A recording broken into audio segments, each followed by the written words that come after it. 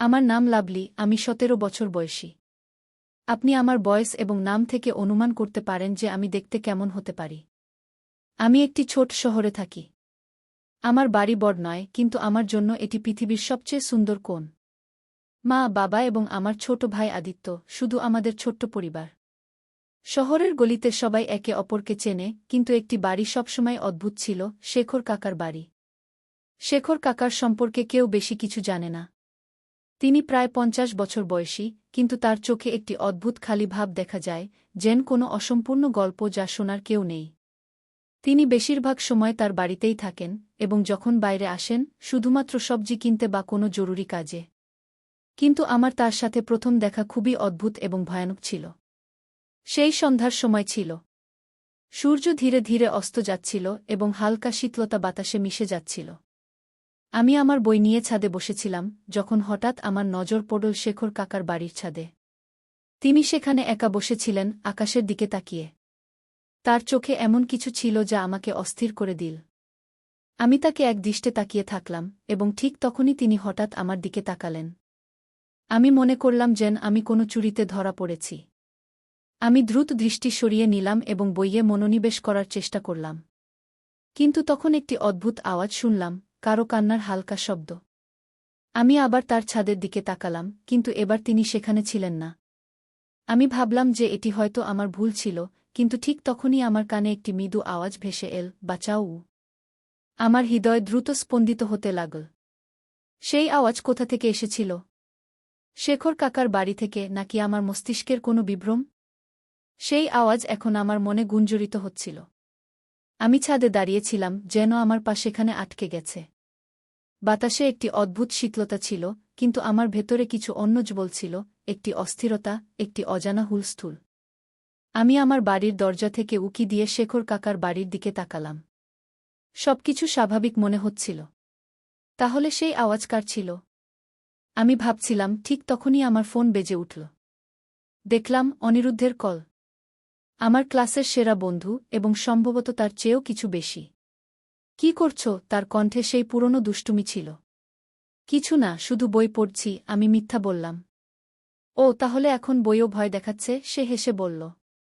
আমি হঠাৎ বুঝতে পারলাম যে আমার কণ্ঠ একটু ঘাবড়ে গেছে। আমি কথা বদলাতে বললাম, তুমি হোমওয়ার্ক করেছ? লাভলি, আমি অনিরুদ্ধ। হোমওয়ার্ক আর আমি? এই প্রশ্নই করো না, সে বলল। আমি হেসে উঠলাম। তার কথা শুনে মন সবসময় হালকা হয়ে যেত, কিন্তু আজ কিছু আলাদা ছিল।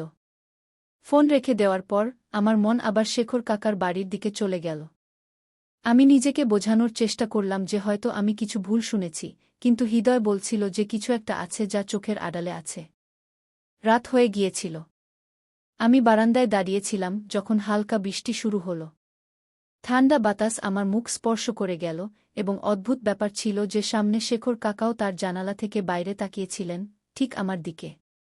আমাদের চোখ কিছু সেকেন্ডের জন্য মিলিত হল, এবং সেই মুহূর্তে কিছু অনুভব হল, কিছু অকথিত, কিছু অজানা। আমার মনে হল যেন তার চোখে একটি গল্প আছে যা তিনি বলতে চান, কিন্তু শব্দে বলতে পারেন না। তুমিও কি বৃষ্টিতে ভেজা পছন্দ কর? আমার কানে আবার সেই আওয়াজ ভেসে এল। কিন্তু এবার এই আওয়াজ শেখর কাকার ছিল।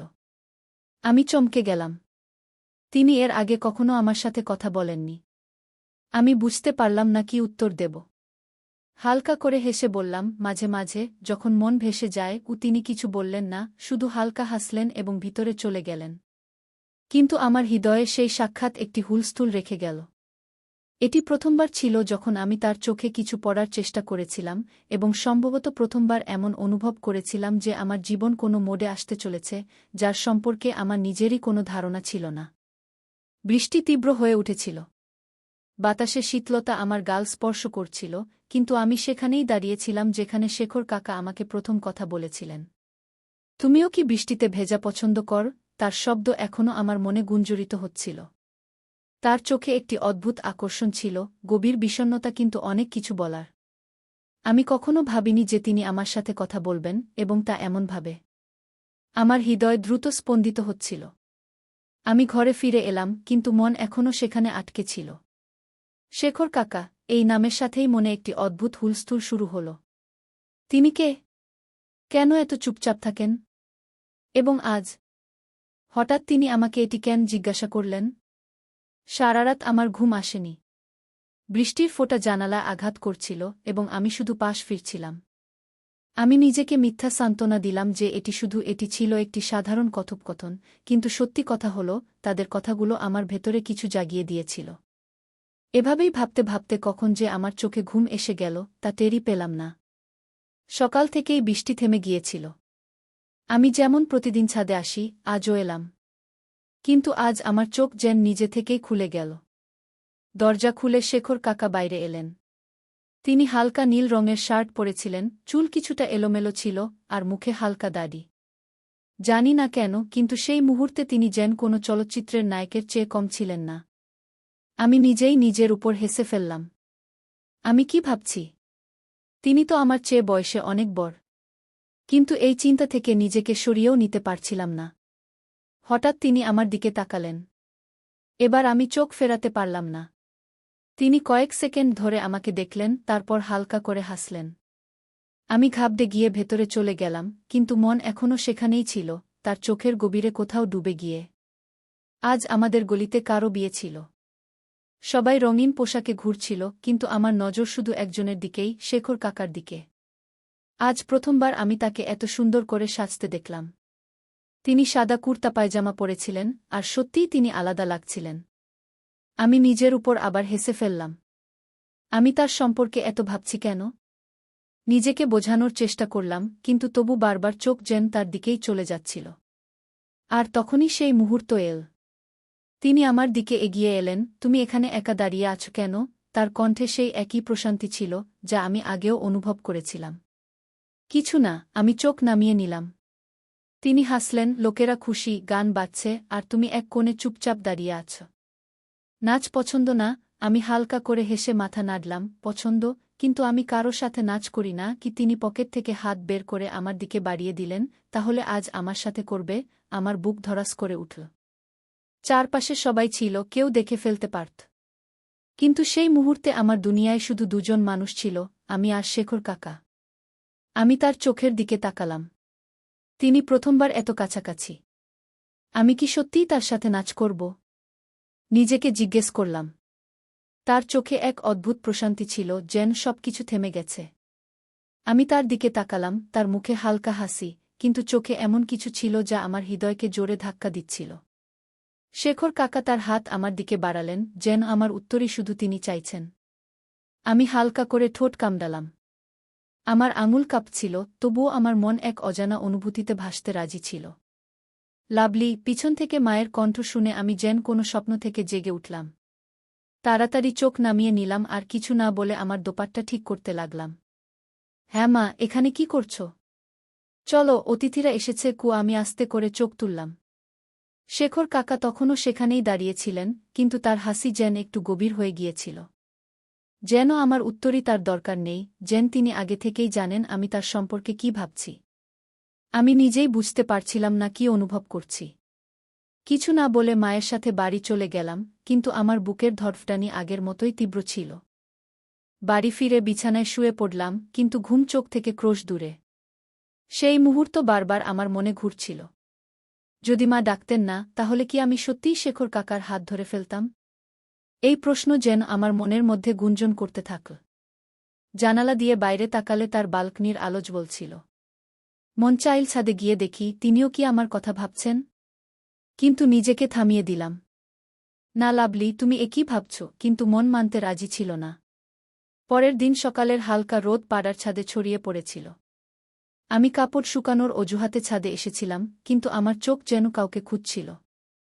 আর তখনই যেন আমার ভাবনা তাকে ডেকে এনেছিল। শেখর কাকা গেটের কাছে দাঁড়িয়েছিলেন, কারো সাথে কথা বলছিলেন। কিন্তু যেই তিনি আমাকে দেখলেন, তার কথা একটু থামল। তিনি থামলেন, হালকা করে হাসলেন, আর আমি হঠালে এবং আবার কথোপকথনে ফিরে এলাম, কিন্তু আমি জানতাম তাদের মন এখনও আমার দিকে ছিল। আমি দ্রুত কাপড় শুকিয়ে নিচে নেমে এলাম, কিন্তু আমার মন সেখানেই আটকে রইল। সন্ধ্যায় বাড়িতে হুলস্থুল ছিল। মা রান্নাঘরে ছিলেন, বাবা খবরের কাগজ পড়ছিলেন, আর আমি জানালার পাশে বসে ছাদের দিকে তাকিয়েছিলাম। মন অস্থির হয়ে উঠছিল, আমি বুঝতে পারছিলাম না যে এসব কি হচ্ছে। শেখর কাকার জন্য এই টানাটানি কেন বাড়ছে? অনেক প্রশ্ন ছিল কিন্তু উত্তর কোনোটি ছিল না। হঠাৎ গলিতে শোরগোল শুনে আমি বাইরে উকি দিয়ে দেখলাম শেখর কাকা তার বাইক স্টার্ট করছিলেন। তিনি সম্ভবত কোথাও যাচ্ছিলেন, কিন্তু যাওয়ার আগে তিনি একবার আমার জানালার দিকে তাকালেন। আমার হাত পা যেন অবশ হয়ে গেল। এ কি কাকতালীয় ছিল, নাকি তিনি ইচ্ছে করে আমার দিকে তাকিয়েছিলেন? আমার মন বলছিল যে এটি শুধু কাকতালীয় হতে পারে না। তার বাইক ধীরে ধীরে গলি থেকে বেরিয়ে গেল, কিন্তু আমার হৃদয় তখনও সেখানেই আটকে ছিল। রাতে আমি বিছানায় শুয়েছিলাম, কিন্তু চোখে ঘুম ছিল না। যখনই চোখ বন্ধ করতাম, শেখর কাকার সেই গভীর দৃষ্টি আমার সামনে ভেসে উঠত। আমি পাশ ফিরলাম, বালিশটা জোরে চেপে ধরে নিজেকে বোঝাতে লাগলাম, লাভলি, এটা ভুল। তুমি এত ছোট, আর তিনি তোমার চেয়ে এত বড়, কিন্তু হৃদয়ের কাছে যুক্তি টেকে না। মন চাইছিল ছাদে উঠে ঠান্ডা হাওয়ায় নিজেকে সামলে নেওয়ার চেষ্টা করি। কিন্তু ঠিক যখন আমি ঘর থেকে বেরোলাম, হঠাৎ মোবাইলে একটি মেসেজ এল, ছাদে আসো। আমি চমকে স্ক্রিন দেখলাম, নম্বরটি অচেনা ছিল, কিন্তু হৃদয় থেকে আমি জানতাম যে এটি শেখর কাকাই ছিলেন। চাঁদনী রাত তার নরম আলো ছড়িয়ে দিচ্ছিল, হাওয়া ধীরে ধীরে বইছিল, কিন্তু আমার ভেতরে একটা অদ্ভুত অস্থিরতা ছিল।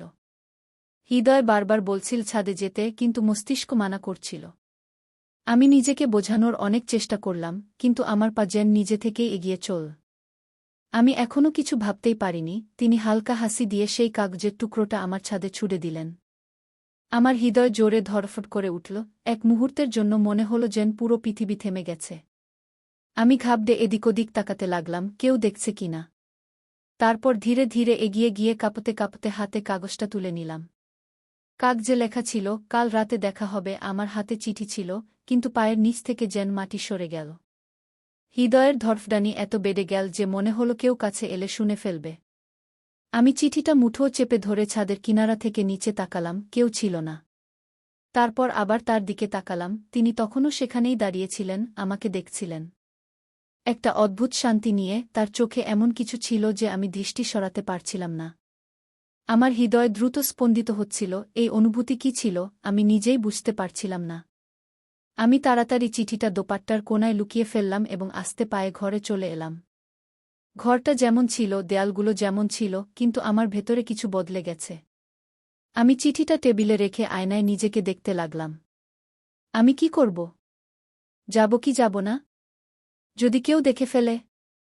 কিন্তু এবার আমার হৃদয় আমার জটিলতাগুলো শুনল না, সে শুধু একটা প্রশ্ন করল, যদি আমি না যাই, তাহলে তিনি কি খারাপ মনে করবেন? রাতের নিস্তব্ধতা চারদিকে ছড়িয়ে পড়েছিল, কিন্তু আমার ভেতরে হাজারো প্রশ্নের হুলস্থুল। আমি বিছানায় শুয়েছিলাম, কিন্তু ঘুম কোথায় পালিয়েছে। যখনই চোখ বন্ধ করতাম, শেখর কাকার সেই দৃষ্টি সামনে ভেসে উঠত, তার সেই হালকা হাসি, ছাদে ছোড়া সেই চিঠি, আর তাতে লেখা সেই তিনটি শব্দ, কাল রাতে দেখা হবে। আমি পাশ ফিরলাম আর বালিশটা জোরে চেপে ধরলাম। আমার হৃদয়ের স্পন্দন বাড়ছিল, আমাকে কি যাওয়া উচিত? ভাবতে ভাবতে কখন ঘুম এসে গেল জানি না, কিন্তু সেই ঘুমও অস্থিরতায় ভরা ছিল। পরের দিন সকালে চোখ খুলেই প্রথম যে ভাবনা মাথায় এল, সেটা ছিল সেই রাতের কথা। সারাদিন আমি নিজের সঙ্গে লড়াই করছিলাম, কখনো নিজেকে বোঝানোর চেষ্টা করছিলাম, কখনো অকারণে হাসছিলাম। মা কিছু জিজ্ঞেস করলে আমি ঘাবড়ে যেতাম, ভাই সামনে এলে আমি চোখতারা উপরে তাকালো এবং আমাদের চোখে চোখ পড়ল। আমার হৃদয় জোরে ধড়ফড় করে উঠল। তিনি ধীরে ধীরে তার ছাদের দিকে এগিয়ে গেলেন। আমি পলক না ফেলে তাকে দেখছিলাম। তিনি ছাদে এসে হালকা হাসি দিয়ে আমার দিকে তাকালেন। আমি একদম স্তব্ধ হয়ে গেলাম, কিন্তু দৃষ্টি সরানোর সাহস পেলাম না। তুমি এলে, তার কণ্ঠস্বর খুবই মৃদু ছিল, কিন্তু তাতে এক অদ্ভুত টান ছিল। আমি কিছু বললাম না। হৃদয় এত জোরে ধড়ফড় করছিল যে মনে হচ্ছিল একটি শব্দ বললে সবাই শুনে ফেলবে। তিনি ধীরে ছাদের রেলিংয়ে হাত রাখলেন এবং আমাকে দেখতে লাগলেন। ভয় পাচ্ছ? আমি হালকা করে মাথা নাড়লাম। তিনি হেসে বললেন, ভয় পাওয়ার কিছু নেই, লাভলি। আমরা শুধু কিছুক্ষণ কথা বলব। আমার ঠোঁট কাঁপছিল, কিন্তু আমি তখনও চুপ ছিলাম। তার পাশে দাঁড়াতেই আমার ভেতর বিদ্যুৎ খেলে গেল। তার এত কাছে থাকা আমাকে ভয়ও দিচ্ছিল, আবার এক অদ্ভুত উষ্ণতাও দিচ্ছিল। তোমাকে দেখে মনে হয় না তুমি এত ছোট, তিনি হালকা করে বললেন। আমি চমকে তার দিকে তাকালাম। তার চোখে সেই দৃষ্টির জাদু ছিল যা আমাকে অসহায় করে দিয়েছিল। আমি সাহস করে জিজ্ঞাসা করলাম, আপনি আমাকে কেন ডাকলেন? তিনি কিছুক্ষণ চুপ থেকে বললেন, সম্ভবত তোমাকে দেখে কিছু অনুভব হয়। গিয়ে আমার হৃদয় জোরে ধড়ফড় করে উঠল। আমি বুঝতে পারছিলাম না তিনি কি বলতে চাইছেন, কিন্তু তার ভাষায় এমন কিছু ছিল যা আমাকে নিজেকে থামাতে দিচ্ছিল না। রাত আরও গভীর হচ্ছিল। বাতাস তীব্র হয়ে উঠছিল, কিন্তু আমার হৃদয়ের শব্দের কাছে সবই মৃদু মনে হচ্ছিল। আমি কি ঠিক করছি, নাকি এমন কোনো পথে হাঁটছি যেখান থেকে ফিরে আসা কঠিন হবে? আমি শেখর কাকার চোখে তাকিয়েছিলাম, কিন্তু কিছু বুঝতে পারছিলাম না। তার শব্দে যে অনুভূতি ছিল তা আমার ভেতর পর্যন্ত পৌঁছাচ্ছিল। হৃদয় বলছিল এখান থেকে পালাও, কিন্তু মস্তিষ্ক তখনও প্রশ্ন করছিল এটা কি ঠিক? তিনি ধীরে আমার মুখের দিকে তাকালেন, যেন আমার মনের জটিলতা বুঝতে চাইছেন, তারপর হাসলেন। তুমি কিছু বলবে না? আমার ঠোঁট শুকিয়ে গিয়েছিল। আমি হালকা করে মাথা নাড়লাম। ঠিক আছে, তাহলে শুধু চুপ করে দাঁড়িয়ে থাকবে। তিনি ছাদের রেলিংয়ে দুটি হাত রাখলেন এবং কিছুক্ষণ আমাকে দেখতে থাকলেন। তার দৃষ্টিতে এক অন্যরকম কথা ছিল, নরম কিন্তু গভীর। আমি অনুভব করলাম আমার হৃদয় তখনও খুব জোরে ধড়ফড় করছে। আমি নিজেকে সামলে বললাম, আপনি আমাকে কেন ডাকলেন? তিনি হালকা করে হেসে বললেন, তোমাকে না ডাকলে তুমি আসতে। আমি দৃষ্টি নিচু করলাম। সত্যি বলতে কি, যদি তিনি পাথর না ছুড়ে দিতেন তাহলে আমি নিজেকে থামিয়ে দিতাম। কিন্তু এখন আমি এখানে দাঁড়িয়েছিলাম তার সামনে, কোনো উত্তর ছাড়াই। হঠাৎ তিনি তার হাত বাড়িয়ে দিলেন। এসো বসি। কি আমি একটু শঙ্কিত হলাম, কিন্তু ধীরে ধীরে পা বাড়ালাম এবং তার পাশে গিয়ে ছাদের দেয়ালে বসলাম। আমার হাত ঠান্ডা হয়ে গিয়েছিল। বাতাসে হালকা শীতলতা ছিল, কিন্তু আমার ভেতর অন্যরকম উষ্ণতা ছুটছিল। তোমার বয়স 17 বছর, তাই না? তিনি হালকা করে জিজ্ঞাসা করলেন। আমি মাথা নাড়লাম। হ্যাঁ গো। আমি ভেবেছিলাম তুমি এর চেয়ে বড়। ও তার কণ্ঠে এক অদ্ভুত কোমলতা ছিল। তোমার চোখ অন্য মেয়েদের মতো নয়। এতে আরও কিছু আছে, এমন কিছু যা টেনে নেয়। আমার হৃদয় জোরে ধড়ফড় করে উঠল। আমি জানতাম না এর কি উত্তর দেব। আমি আমার আঙুলগুলো জড়িয়ে নিচের দিকে তাকিয়ে রইলাম। তিনি আমার দিকে একটু ঝুঁকলেন। ভয় পাচ্ছ? আমি হালকা করে মাথা নাড়লাম। না। তিনি হেসে আমার মুখটা তার আঙুল দিয়ে একটু উপরে তুললেন। মিথ্যা বলছ। তোমার চোখ অন্য কথা বলছে। আমার শ্বাস আটকে গেল। তার আঙুলের হালকা স্পর্শ যেন আমার পুরো শরীরে শিহরণ ছড়িয়ে দিল। আমি তৎক্ষণাৎ দৃষ্টি সরিয়ে নিলাম এবং নিজেকে একটু পিছিয়ে নিলাম। তিনি আমাকে কিছুক্ষণ দেখলেন, তারপর আবার রেলিংয়ের দিকে ফিরে গেলেন। তুমি জানো লাভলি, যখন প্রথম তোমাকে দেখেছিলাম তখনই বুঝেছিলাম তুমি বাকিদের থেকে আলাদা। আমি চমকে তার দিকে তাকালাম।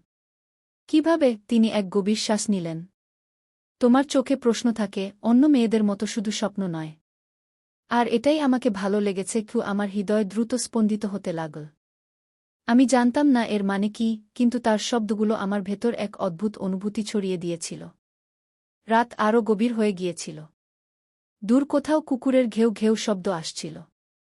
পরিবেশে নিস্তব্ধতা ছিল, কিন্তু আমার ভেতর এক ঝড় বয়ে যাচ্ছিল। আমি সাহস করে জিজ্ঞাসা করলাম, আপনি আমার কাছ থেকে কি চান শেখর কাকা? তিনি আমার দিকে তাকালেন। তার ঠোঁটে হালকা হাসি ছিল। এই প্রশ্ন তুমি নিজেকেই জিজ্ঞাসা করো লাভলি। তুমি আমার কাছ থেকে কি চাও? তার এই কথা শুনে আমি এক পলকের জন্য স্তব্ধ হয়ে গেলাম। আমার কাছে কোনো উত্তর ছিল না, বা সম্ভবত ছিল, কিন্তু আমি তা স্বীকার করতে ভয় পাচ্ছিলাম। আমি তার চোখে তাকিয়েছিলাম, কিন্তু এখন সেখানে আগের মতো কোমলতা ছিল না।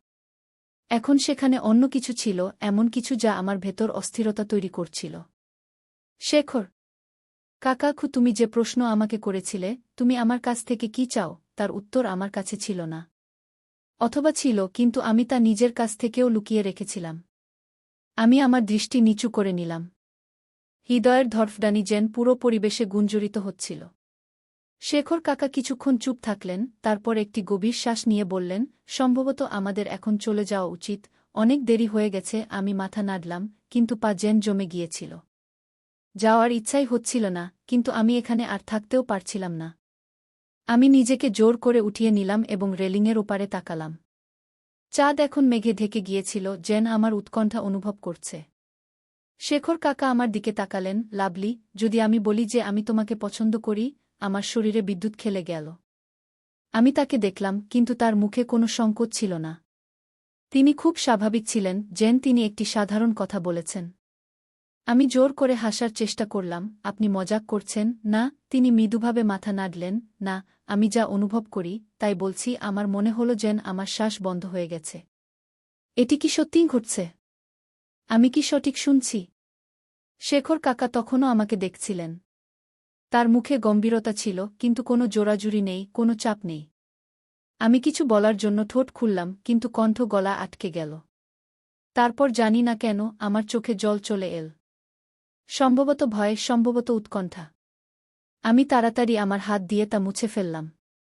তুমি ভয় পেয়েছ? আমি মাথা নাড়লাম, না, শুধু আমি জানি না এটি সঠিক কি না। তিনি মাথা নিচু করলেন, তারপর কিছুক্ষণ পরে বললেন, এটি যদি ভুল হতো, তাহলে আমরা দুজনেই এটি অনুভব করতে পারতাম না। শব্দগুলি খুব সুন্দর ছিল, কিন্তু আমার মনে ঝড় তুলছিল।